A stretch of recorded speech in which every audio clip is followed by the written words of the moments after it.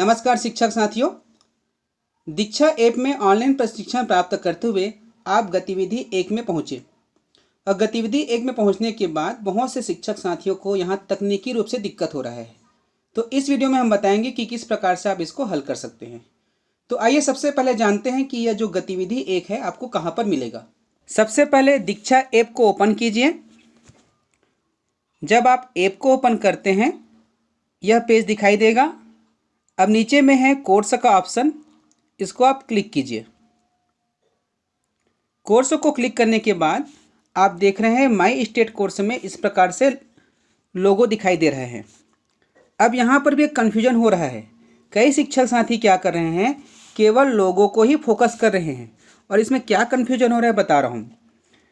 आप देख रहे हैं कि अन्य राज्य का भी जब प्रशिक्षण यहाँ पर हो रहा है, आप देख सकते हैं ये लोगो भी उसी प्रकार से हैं और आप केवल लोगों को देखकर क्लास को अटेंड कर रहे हैं तो हो सकता है आप गलत ट्रैक पर जाएं।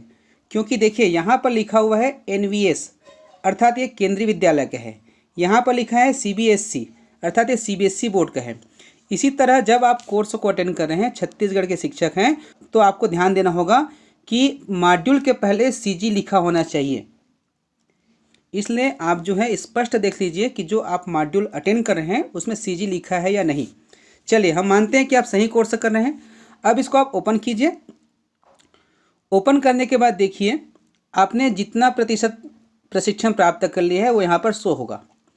अब जो गतिविधि वाला कॉलम है वो कहाँ पर आएगा, वो आएगा पाठ्यचर्या में। तो पाठ्यचर्या को आप क्लिक करेंगे। देखिए मैंने गतिविधि पूरा कर लिया है इसलिए यहाँ पर टिक का निशान है। अब गतिविधि 1 को मैं सिलेक्ट करता हूँ। उसके बाद देखिए यहाँ पर प्ले का ऑप्शन आता है, इसको मैं प्ले करूँगा। अब आपको क्या करना है, देखिए ये ओपन होता है। अब यहाँ पर जो प्रश्न दिया गया है उसमें कहा गया है कि जो शब्दावली है, यहाँ पर जो शब्दावली है उसे आपको क्रम से जमाना है। पहले नंबर पे कौन आएगा, दूसरे नंबर पे कौन आएगा, तीसरे में कौन आएगा, ये आप अच्छे तरीके से जानते हैं। यहाँ पे हम बात करेंगे कि किस प्रकार से आप जो है इसको जमा सकते हैं। मान लीजिए कि आप पहले स्थान पर सीखने के प्रतिफल को रखना चाहते हैं, तो आप इसको उंगली से दबाइए, छोड़िएगा बिल्कुल नहीं, और उसी कंडीशन में बिना उसे छोड़े आप धीरे धीरे इसको सरकाते जाइए। बिल्कुल हड़बड़ी ना कीजिएगा। और जिस स्थान पर आपको रखना है, यदि 1 में रखना है तो 1 में रखेंगे, 2 में रखना है तो नीचे लाएंगे, 5 में रखना है तो यहाँ रखेंगे। जैसे मैं मान लीजिए इसको मैं 5 में रखना चाहता हूँ तो मैंने इसको 5वें नंबर पर कर दिया। उसके बाद देखिए पहले स्थान पर आप किसको रखना चाहते हैं।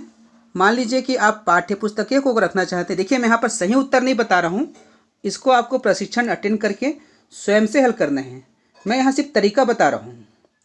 इस प्रकार से लाने के बाद छोड़ देना है, फिर इसे पकड़ना है।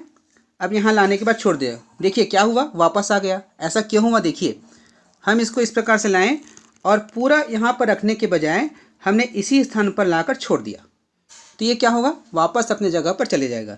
इसलिए बड़ी सावधानी के साथ इसको कीजिए।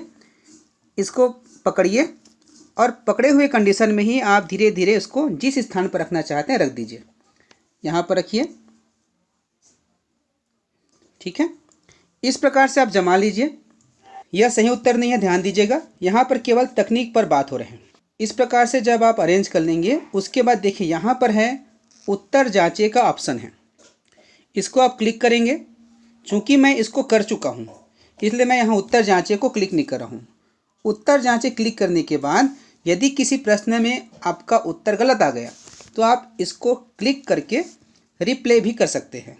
इस प्रकार से प्रशिक्षण बहुत ही अच्छा है, आप प्रशिक्षण को अटेंड कीजिए।